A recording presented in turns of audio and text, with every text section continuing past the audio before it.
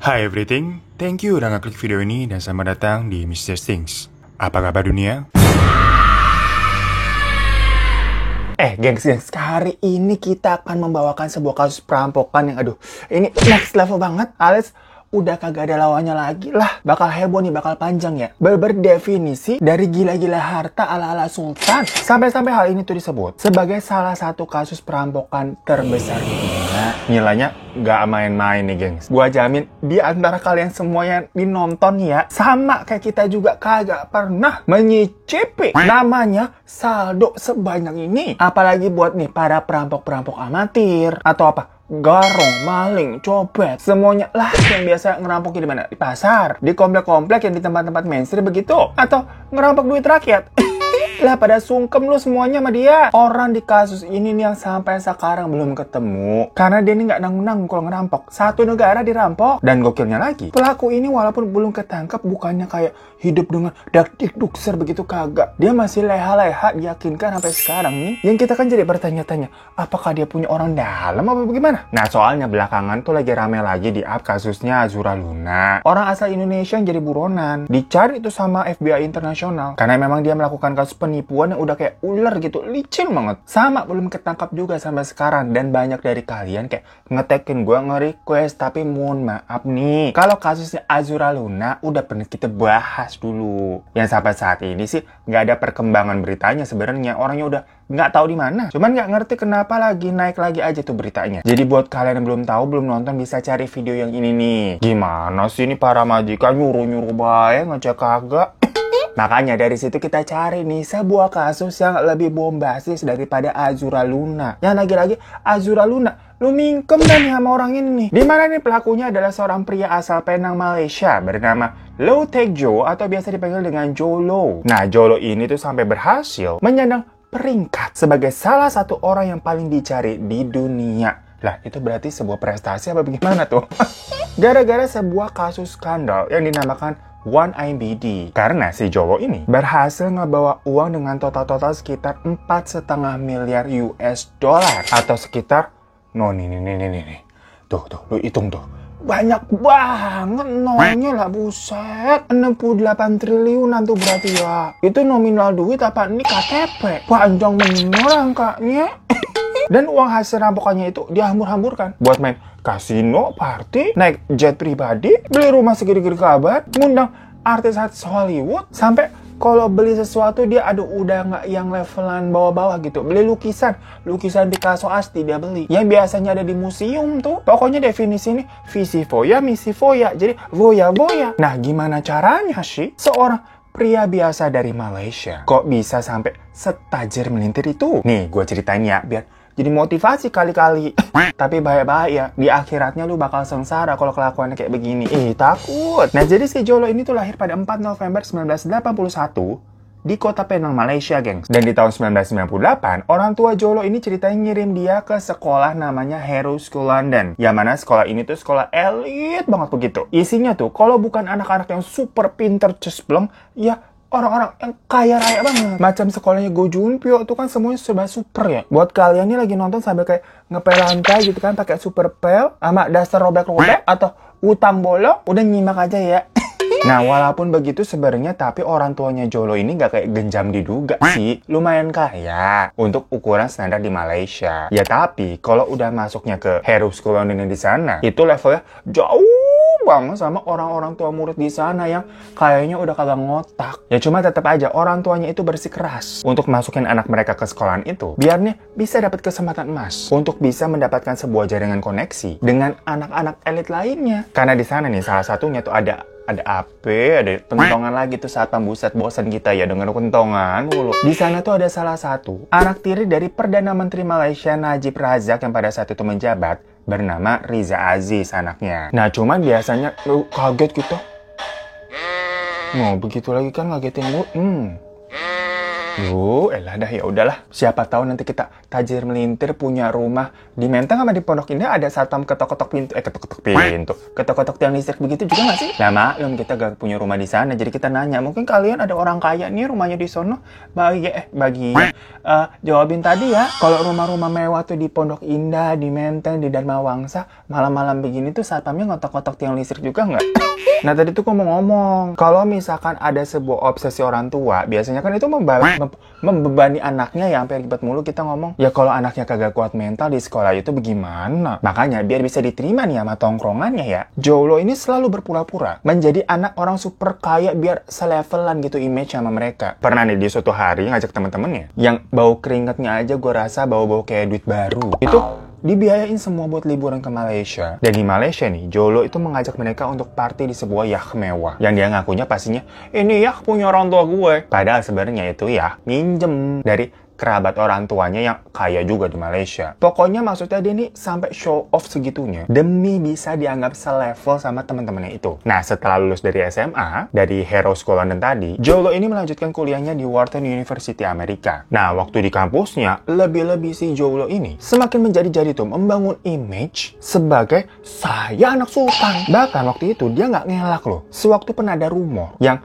entah dari mana datangnya ya, nggak ada angin, nggak ada hujan, tau-tau dia dirumorkan. Dibilang dia tuh pangeran Malaysia. Tapi si Jolo ini bukan kayak, enggak itu gosip doang, bukan, saya bukan anak pangeran Malaysia kok. Harusnya kan klarifikasinya seperti itu ya. Tapi dia malah semacam memanfaatkan gosip tersebut dengan bilang, oh iya benar, iya benar gitu. Jadilah tercap nih di sini nih, saya anak sultan. Makanya waktu dia ulang tahun yang ke-20, dia mengadakan pesta mewah tuh di klub yang eksklusif dengan mengajak anak-anak yang ada di kampusnya. Lagi-lagi untuk membangun image kan kayak, gue anak sultan nih, masa pestanya biasa-biasa aja. Nah tapi mungkin dari kalian banyak yang mikir, terus kalau dia sebenarnya nggak kaya-kaya amat begitu ya, bukannya bakal nombok, kenapa bela-belain sampai jor-joran begitu sih? Gimana pun juga kan itu semua butuh modal, keluar duit pasti. Nah si Jolo ini memang menganggap itu semua sebagai salah satu investasi dia di masa depan nanti. Yang kalian simak nih ceritanya, karena akan terjawab investasinya ini menjadi investasi berharga atau investasi bodong. Pokoknya tujuan dia adalah pengen diakui dan diterima di circle pertamanan anak-anak sultan ini. Dan akhirnya memang usahanya membangun reputasi tersebut membuahkan hasil, gengs. Karena koneksinya makin luas kan ya. Jadi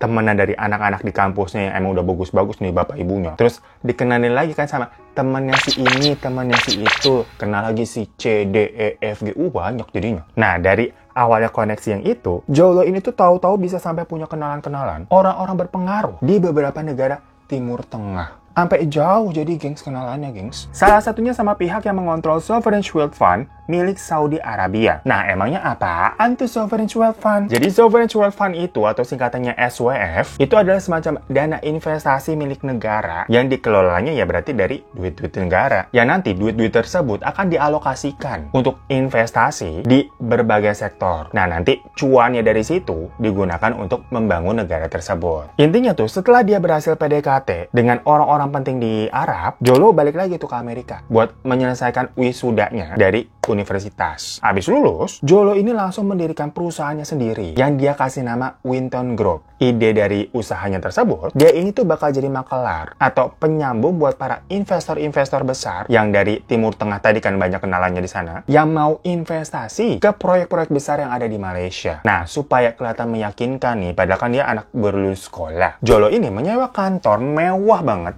buat perusahaannya dia itu di gedung Petronas, gengs. Itu loh gedung ikonnya Malaysia yang menara kembar. Cuma ya sebenarnya si Jolo tuh nggak punya budget buat nyewa tempat di situ karena ya mahal. Tapi lagi-lagi dia bela-belain buat melakukan pinjaman ke bank hanya untuk menyewa sebuah kantor. Bukan buat beli rumah KPR gitu, enggak, ini nyewa kantor loh. Supaya investornya nanti ini percaya kalau perusahaannya memang bonafit dan prestis meyakinkan gitu kan, cenah. Ya kantornya aja di Menara Kembar, Petronas tuh terkenal mahal, terkenal pasti tuh perusahaan bagus. Setelah semuanya udah siap nih, mulailah Jolo ini melakukan penipuannya. Nah, ingat kan tadi waktu dia sekolah di Hero, si Jolo ini kan akhirnya bisa kenalan sama anak tirinya Najib Razak yang bernama Riza Aziz. Nah, pada saat itu, posisi dari Najib Razak itu tuh masih menjadi wakil Perdana Menteri Malaysia. Walaupun statusnya wakil ya, tapi kan pasti kekuasaannya besar. Dari situlah Jolo ini melihat sebuah peluang. Dia mulai pelan-pelan nih mendekati Najib Razak lewat anaknya Riza. Karena waktu itu si Jolo ini tuh mendengar ada rumor kalau pemerintah Malaysia itu lagi nyari vendor buat membangun proyek rekonstruksi raksasa. Yaitu misinya nih mereka mau membangun semacam kota lifestyle dan bisnis gitulah. Biar cetar nggak kalah sama tetangga sebelah Singapura. Ya langsung lah si Jolo ini mengajukan diri buat jadi makelarnya. Dengan menjanjikan dia ini bisa mendapatkan investor-investor besar dari Timur Tengah. Karena kan kenalannya banyak tuh di sana. Sampai akhirnya beneran deal. Masuklah si Jolo ini sebagai makelar. Dimana akhirnya benar dia mengenalkan kenalan investornya ini dari Kuwait. Ya gara-gara berhasil mendapatkan investor besar, popularitas dari Najib Razak itu langsung melejit di mata masyarakat Malaysia. Dan hal itu juga menjadi salah satu alasan kalau Najib Razak ini tuh menang dalam pemilu di tahun 2009. Ya bisa dibilang berarti popularitasnya Najib Razak ini juga terbantu atas bantuan dari Jolo ya. Yang padahal waktu itu umurnya Jolo ini masih 27 tahun, tapi udah semacam menjadi tim sukses milenial. Ya otomatis dari situ Jolo ini makin disayang dan jadi kaki tangannya Najib Razak juga. Orang paling berkuasa saat itu di Malaysia coba. Nah setelah mendapatkan kepercayaan penuh dari Perdana Menteri Malaysia nih, mulailah si Jolo ngebisikin tuh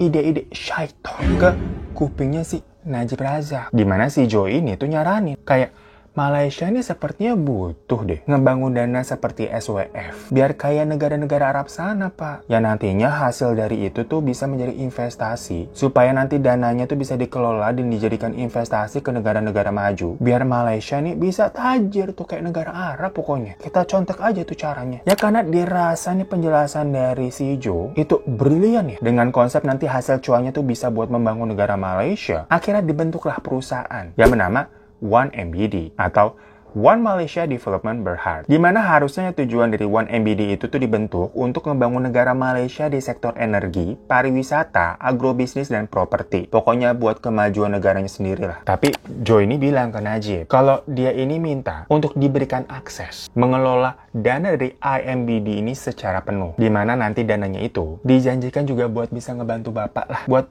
kepentingan politik bapak nanti. Ya akhirnya karena ada deal-dealan tersebut, walaupun statusnya waktu itu Najib Razak ini menjabat sebagai posisi chairman di 1MBD, pada prakteknya sih, ya dia nyerahin semua kontrolnya tuh kepada si Jolo. Ya tugas sebagai Perdana Menteri kan juga pastinya sibuk banget ya. Dan dalam beberapa bulan, Jolo ini berhasil dapetin investasi miliaran dolar dari koneksi-koneksinya dia tuh di Arab Saudi. Yang mana salah satu kliennya adalah perusahaan minyak bernama Petro Saudi. Jadi sebenarnya di awal-awal kerjanya si Jolo ini tuh bener-bener aja ya. Walaupun dengan nyewa kantor sampai minjem duit ke bank segala macam, itu kan semacam membangun brand image aja. Kalau memang niatannya bener, sebenarnya jalan ini bisa lurus. Dimana rencananya 1MBD ini akan menginvestasikan semua dana mereka sebesar sekitar 1 miliar dolar untuk proyek perminyakan di Arab Saudi. Karena kan kerjasamanya sama si tadi tuh, Petro Saudi, perusahaan minyak. Ya nanti kalau ada cuan dari investasi tersebut, dananya akan untuk membangun Malaysia. Tapi kenyataannya, Jolo ini hanya menggunakan 300 juta dolar untuk menginvestasikan dana tersebut ke tadi proyek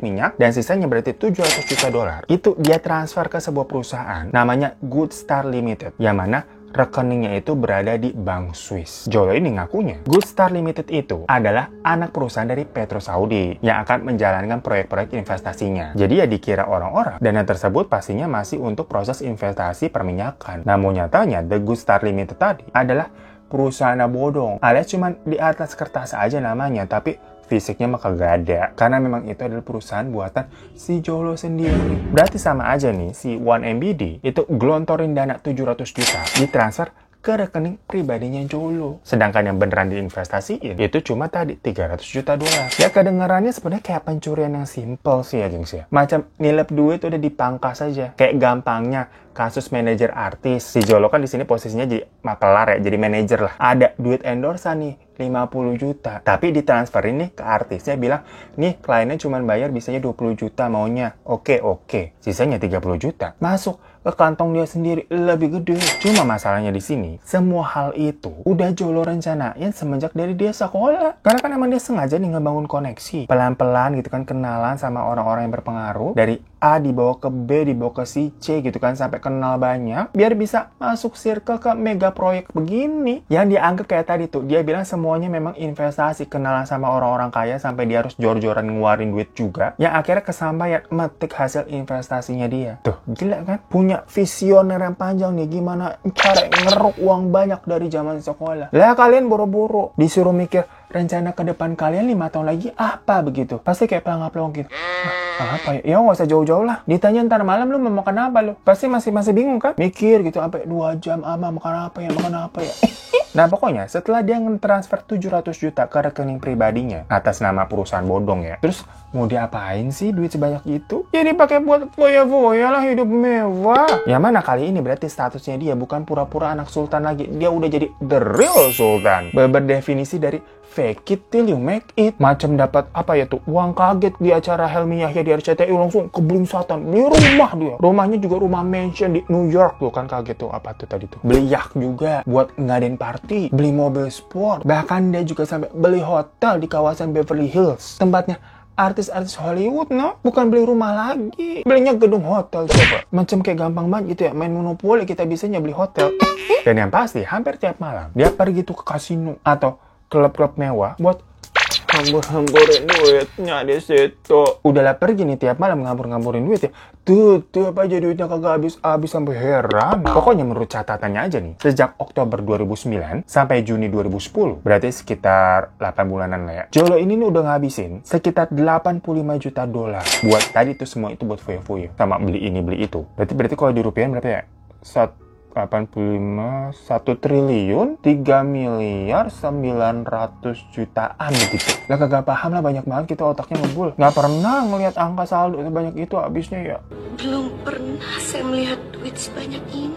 Cuman maksudnya, kan tadi nilainya 700 juta dolar. Ini 8 bulan masih habisnya 85 juta. Berarti masih sebanyak tuh. Makanya gue bilang, udah dihambur-hamburin tiap malam masih sisanya nggak habis-habis. Makanya kan dia bingung nih, aduh, duitnya buat diapain lagi ya? Dia undang lah tuh model-model sama selebriti-selebriti ke acara party yang diadain. Udah sini yuk. Jangan sedih gengs, ngundang-undang begitu ya, itu bisa sampai ratusan ribu dolar alias miliaran loh. Salah satunya dia sampai pernah ngundang Paris Hilton. Karena alasannya dari zaman sekolah emang dia ngefans banget nih sama Paris Hilton nih, yang sosoknya kan terlahir dari orok, emang udah jadi anak sultan, kagak bakalan miskin sampai mati begitu ya. Taunya kesampaian dia bisa sampai ngundang Paris Hilton pesta bareng berkat kekayaannya sekarang waktu itu. Macam lagi hayal-hayal babu lah jadi kenyataan. Makanya lu yang punya hayalan-hayalan mau ngundang siapa coba? Jennie Blackpink ya, lu undang nanti ke acara sunatan ponakan lu. Atau ngundang siapa lagi? Harry Styles. Disuruh dateng lah cepetan. Besok misalkan acara syukuran 7 bulanan anak kalian begitu, hayal-hayal dulu aja udah kagak apa-apa. Orang ngayal kan gratis, paling lama-lama jadi gila aja lu.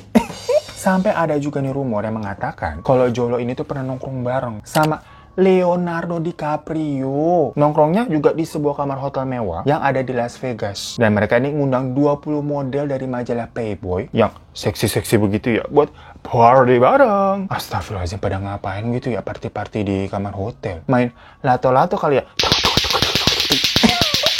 Lagi pada ngapain sih mereka? Pintunya pakai ditutup segala. Pokoknya sosok Jolo ini tuh menjelma menjadi the real sultan dan terkenal banget di kalangan selebriti papan atas. Karena dianggap nih orangnya royal banget dan gak pelit-pelit bos. Lu mau apa? Wah, gua beri. Waktu Kim Kardashian nikah aja tuh ya, si Jolo nih ngadoin apa coba? Mobil Ferrari putih. Nah, lu pada nih biasanya kalau ada temen nikah ngadoinnya apa? Spray atau satu set panci. Ya paling banter juga patungan beli Magic Com kan. Itu aja udah syukur. Daripada nih tuh dilihat tuh muka-mukanya tuh suka ngasih amplop kosong. Kita jabarin aja dulu ya satu-satu ya. Artisnya siapa aja sih yang pernah kecipratan begitu duit panas si Jolo? Tadi kan ada Paris Hilton, Kim Kardashian sama Leonardo DiCaprio tuh ya. Pernah juga Bradley Cooper, Kanye West, Robert De Niro. Bahkan dia pernah ngundang Psy buat nyanyi Oppa Gangnam Style secara live langsung waktu sisa lagi viral-viralnya. Didatengin sama dia. Ya tapi kan semua orang-orang itu kagak ngerti ya kalau itu duitnya dari mana. Namanya orang kaya biasanya emang ada-ada aja kelakuannya gitu ya. Buang-buang duit, jadi mereka mikirnya wajar aja udah mau ngundang-ngundang hayu. Suka ada gila-gilanya. Pernah juga nih, waktu tahun baru, saking gilanya si Joe ini tahu-tahu pernah ngidam. Pengen ngerasain tahun baru 2 kali. Lah bagaimana caranya? Tenang aja, selama ada duit beres semuanya. Bisa bos. Jadi akhirnya dia nih sama teman-temannya, para selebriti itu, naik private jet ke Sydney, Australia buat malam tahun baruan tuh di sono tuh. Abis udah jam 12 nih tiup trompet, party bentar gitu kan, lalala ye lalala ye. Mereka cabut terbang balik lagi ke Las Vegas, gengs, buat ngerayain tahun baru lagi. Gimana caranya tuh? Karena ternyata memang perbedaan waktu antara Sydney dan Las Vegas itu beda 19 jam. Jadi Sydney duluan nih. Ya karena naiknya private jet langsung wish begitu. Jadi sempet ngerayain tahun baru lagi di Las Vegasnya. Bener, ngerayainnya jadi 2 kali. Gimana? Punya banyak uang, enak kan?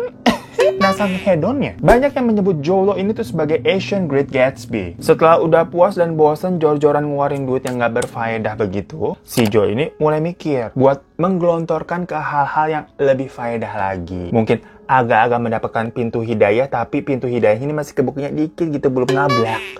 Dimana si Jolo ini tuh mulai terlibat dalam perfilman Hollywood. Dia ini membiayai beberapa film ternama yang salah satunya itu tuh Wolf of Wall Street yang dibintangi sama sohib kentalnya tuh si Mas Leonardo DiCaprio. Dan ternyata kan filmnya cukup sukses ya. Nah tapi uniknya, filmnya itu kan ceritanya based on true story dari kisah hidup seseorang namanya Jordan Belfort. Yang emang itu kisahnya juga udah dijadiin buku ya. Dimana di situ si Belfort nih, itu adalah mantan financial scammer yang sampai pernah dipenjara dan akhirnya bayar utang kerugian yang telah dia tipu. Film sama bukunya pokoknya menceritakan tentang kisahnya itu. Nah, jadi si Belfort ini semacam kayak bisa mengendus. Kalau kayaknya ada yang nggak beres deh sama si Jolo mah beda orang ya.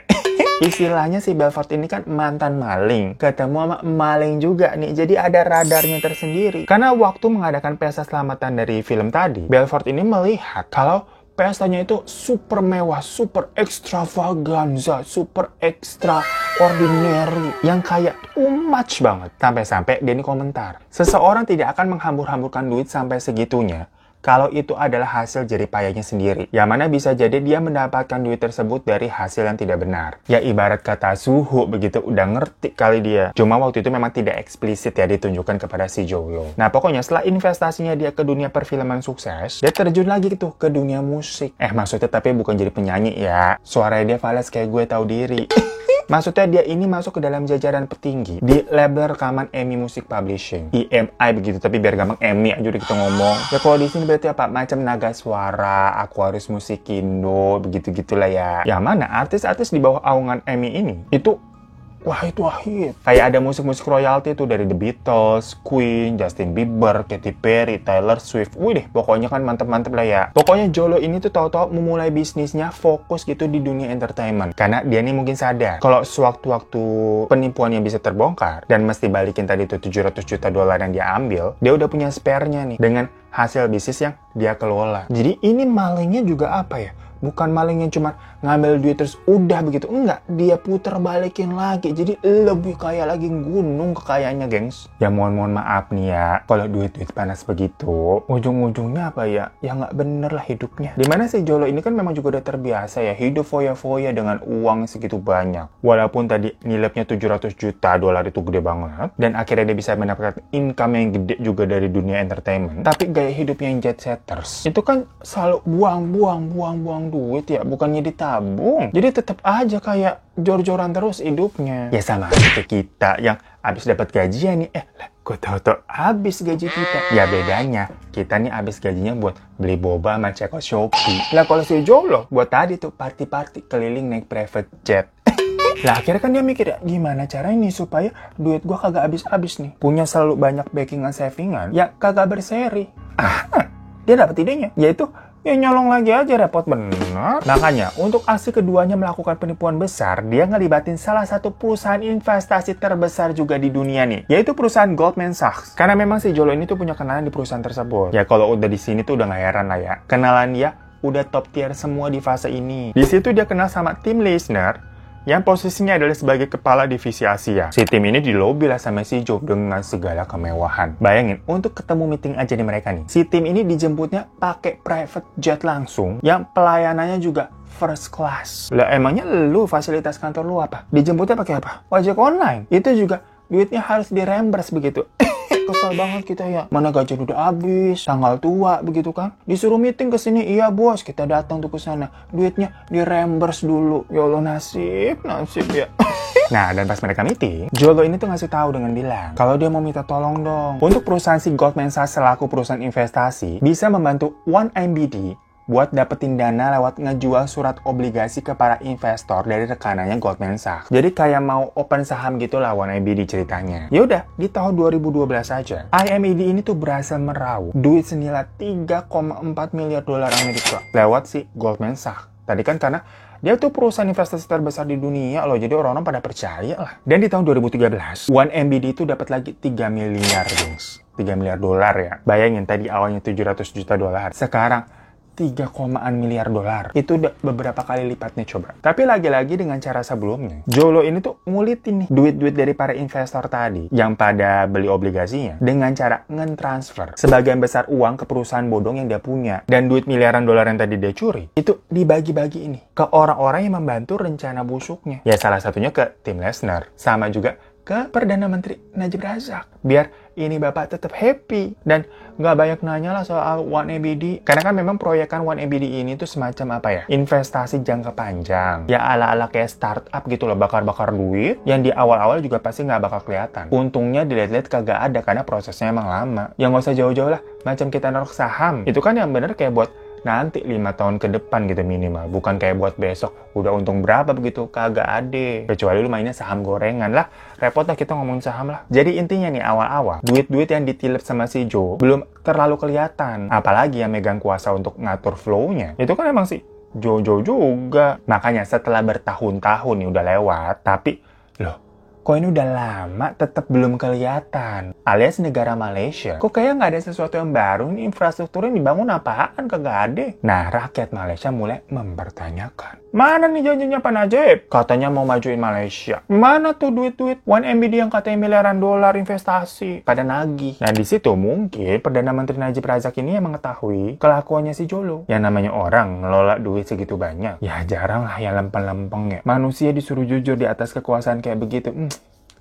Ya bukan apa-apa, kita mah sanksi ya. Tapi mungkin di situ ada yang namanya tutup mata juga lah. Karena kan tadi, duitnya ujung-ujungnya juga mengalir ke dia. Ke Najib Razak maksudnya. Buat membiayai kepentingan politiknya. Jadi ya udahlah, tahu sama tahu aja. Misalnya nih, kayak kalau si Najib Razak bikin kampanye tuh gede-gedean. Atau nyumbang charity kesana kesini buat membangun image ke masyarakatnya bagus kan ya. Dan semua itu kucuran dananya dari Jolo yang ngaturin nih plot-plot duitnya buat apa begitu. Kan asalkan Bapak seneng kalau si Jolo. Sampai akhirnya kebusukan si Jolo ini terbongkar mulai di tahun 2015. Jadi suatu hari nih ada email bocor ke media awalnya. Yang isi emailnya itu mengandung informasi-informasi terkait skema penipuan yang telah dilakukan sama si Jolo. Nah tapi untuk pengirim emailnya itu memang anonim ya gengs. Dan tidak diketahui siapa nih yang menjadi cepu. Macam Bjorka gitulah. Yang mau membongkar busuknya politik di suatu negara. Nah karena hal itu tadi kan bocor tuh ke media. Orang-orang ini mulai kepo. Ngulik dan nyari tahu soal si dana IMBD, 1MBD, dan juga ngepoin kehidupannya si Jolo itu seperti apa sih. Dan pas dilihat nih, lah kerjanya party-party mulu tiap hari yang dicurigai ya duitnya dari si dana 1MBD. Rakyat Malaysia langsung haredang pisan, panas. Dari situ muncul tuh demo-demo yang menuntut Jolo sama antek-anteknya ditangkap. Dan Najib Razak juga ikut-ikutan, disuruh turun dari kursi Perdana Menteri Malaysia. Karena dinilai terlibat dengan kasus 1MBD. Karena kan 1MBD gimana pun juga atas nama dia ya chairman-nya. Nah si Jolo nih melihat situasinya begitu ya, ketar-ketir dia. Langsung lari sembunyi. Macam yang kayak kemarin-kemarin tuh, ngapus-ngapusin langsung akun-akun Instagramnya. Karena takut ketahuan pamer harta diciduk sama orang pajak sama KPK. Ya tapi berhubung duitnya si Jolo ini kan nggak main-main, nggak berseri. Dia ini berhasil bersembunyi di lokasi yang mungkin emang susah ditemuin kali ya. Tapi dipastikan hidupnya pasti tetap mewah lah dengan duit sebegitunya. Masih banyak bener. 7 turunan juga nggak habis kayaknya tuh. Hingga pemilu tahun 2018, Najib Razak ini kalah telak dari hasil voting. Ya soalnya masyarakat udah ilfil, hilang kepercayaan juga mereka. Padahal katanya partai dia di Malaysia itu nggak pernah kalah pemilu loh. Selama 60 tahun terakhir coba. Nah berarti itu menunjukkan betapa besarnya impact kasus 1MBD ini yang membuat masyarakat Malaysia marah atas semua korupsi yang dilakukan pada saat rezimnya Najib Razak dari 2009 sampai 2018. Nah, begitu kalah pemilu nih, Najib dan istrinya tuh berniat untuk meninggalkan kabur dari Malaysia juga. Karena berarti dia udah nggak punya kekuasaan. Tapi mereka ini berhasil di stop pas mau pergi ke bandara. Ya waktu itu Najib nih ngakunya dia mau keluar negeri buat main golf aja. Tapi masyarakat tuh nggak percaya. Polisi juga langsung menggeledah rumahnya Najib Razak dan menemukan barang-barang mewah senilai 240 juta dolar dalam bentuk perhiasan, tas desainer, mutiara, jam mewah, dan ada uang cash juga sejumlah 28 juta dolar. Nah, lembaga macam kayak KPK tapi yang versi Malaysia sana itu langsung menahan Najib tuh atas tuduhan korupsi. Dan pada tahun 2020, akhirnya Najib Razak ini divonis hukuman penjara 12 tahun. Gila nggak tuh? Mantan Perdana Menteri loh. Di penjara bisa begitu ya? Nah, tim Lesnar tuh yang tadi jatuhnya berarti dia ikut membantu Jolo, ditangkap juga di tahun 2018. Dan tim juga di situ mengaku atas keterlibatannya. Tapi proses pengadilan untuk tim Lesnar ini lebih alot ya, gengs. Karena sampai sekarang masih berjalan. Waktu itu vonisnya sempat ditunda dan katanya ya akan dijalankan lagi di tahun 2023 ini. Nah, sedangkan Jolo gimana nih? Otak nomor satunya. Ya dia masih hilang kabur tanpa jejak, nggak tahu di mana. Udah gone dengan semua uang yang diambil. Ada sih yang bilang rumornya katanya dia tinggal di Cina dan hidup di sebuah villa mewah. Karena waktu itu ada yang pernah melihat katanya Jolo ini tuh datang ke party-party Victoria's Secret yang ada di Shanghai sana. Pokoknya banyak rumor dah yang mengatakan kalau melihat si Jolo ini tuh masih hidup. Tapi masih dalam kemewahan dan foya-foya ya. Terus kenapa dia nggak ditangkap? Dia tuh katanya dilindungi sama pemerintah sana. Cuman kan rumor. Ya pokoknya Jolo ini lebih low-key aja lah. Tidak terlalu mengumbar-ngumbar keberadaannya atau party-partinya. Dia juga lebih hati-hati. Karena gimana pun juga sampai sekarang statusnya masih buron di Malaysia. Dan FBI internasional juga masih berusaha nyari. Adakah kemungkinan kasus yang dia lakukan itu bisa memberatkannya menjadi naik statusnya menjadi buron internasional. Ya harusnya saya bisa aja sih. Soalnya kan dia berhadapan dengan investasi-investasi dari Arab Saudi itu. Ya sebenarnya apa yang dilakukan sama Jolo? Di awal-awal nih kalau jalannya benar ya, itu pasti bisa membuat Malaysia dengan cita-citanya menjadi seperti Singapura tuh mungkin bisa terlaksana. Ya sebenarnya nggak Malaysia doang sih ya kalau kasusnya nggak ada korupsi-korupsian. Di negara Konoha sama Wakanda juga kalau korupsinya kagak ada. Lah bisa jadi keren itu. Nggak ada tukang bakso kan di depan ya?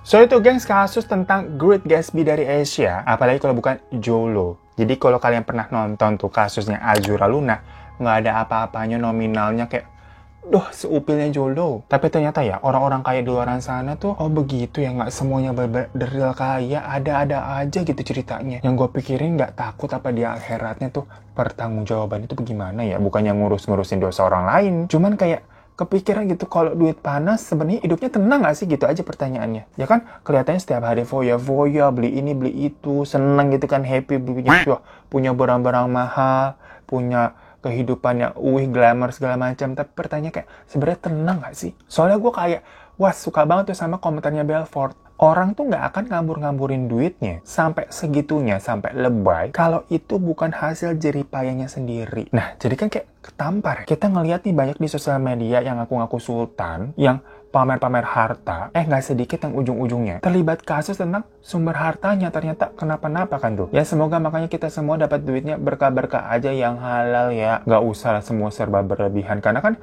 berlebihan itu juga katanya nggak baik. Cukup lah misalkan 1 miliar sebulan lah gitu, ya udah dicukup-cukupin lah. Amin ya Allah lah, mulai ngelunjak kita. Ya udah, thank you semua udah nonton ya. Boleh minta like-nya juga dan jangan lupa juga follow Instagram gue @rotaderivan. Sampai jumpa di kasus Interesting selanjutnya. Assalamualaikum.